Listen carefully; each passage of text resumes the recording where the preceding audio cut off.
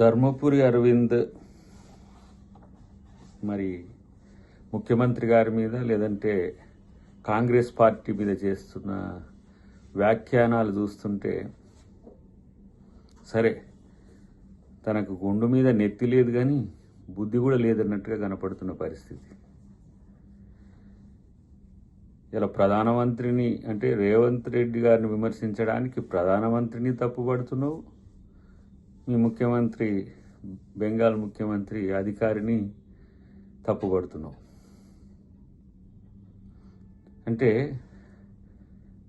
కాంగ్రెస్ పార్టీలోకి రేవంత్ రెడ్డి గారు ఎట్లా వచ్చిండ్రు, ఎందుకు వచ్చిండ్రు, ఏ విధంగా అధికారం తెచ్చిండ్రు అనేది తెలంగాణకే కాదు దేశం మొత్తానికి తెలుసు, మోదీ గారికి కూడా తెలుసు.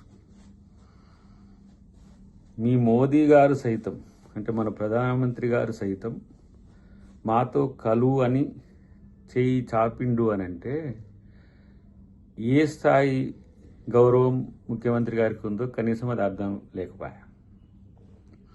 మరి ఇట్లనే ఒరిజినల్ బీజేపీ వాళ్ళకి మీరు అంతటా అధికారం ఇచ్చిండ్రా? ఈ సువేందు అధికారి అనేట ఆయన ఏ పార్టీలో ఉండి ఇప్పుడు వచ్చి మీ దగ్గర ముఖ్యమంత్రి అయ్యిండు?